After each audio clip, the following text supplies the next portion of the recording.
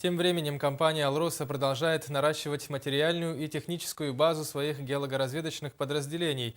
Так, научно-исследовательское геологоразведочное предприятие на днях получило уникальное оборудование. Оно позволит вывести на новый качественный уровень поиски и определения алмазных месторождений. Все подробности у Романа Муконина.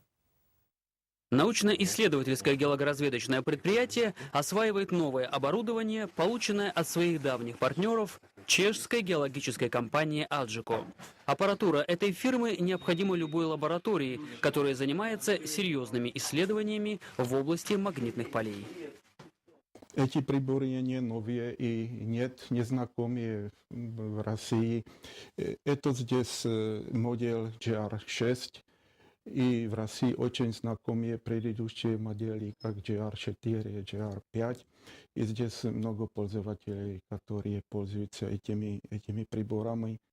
Новые магнитометры фирмы «Аджико» позволят НИГП серьезно продвинуться в изучении истории геологического развития якутской алмазоносной провинции и установить истинные причины образования кимберлитов, что ускорит поиск крупных месторождений алмазов. Магнитные минералы, содержащиеся в горных породах, несут важную информацию о геологических процессах, протекающих в земной коре. Это своего рода компьютерные файлы природного жесткого магнитного диска, в которых многие сотни миллионов лет сохраняются необходимые сведения для геологов.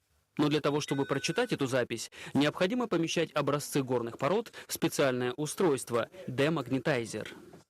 Благодаря данному оборудованию наша лаборатория получила достаточно высокий международный статус, и эти результаты, полученные на данной аппаратуре, публикуются и в отечественных журналах, и в международных.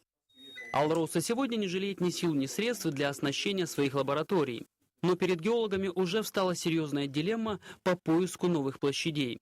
Ведь для высокоточного оборудования необходимы совершенно иные условия содержания и отдельные изолированные кабинеты, которыми в НИГП из-за тесноты помещений обеспечить пока не могут.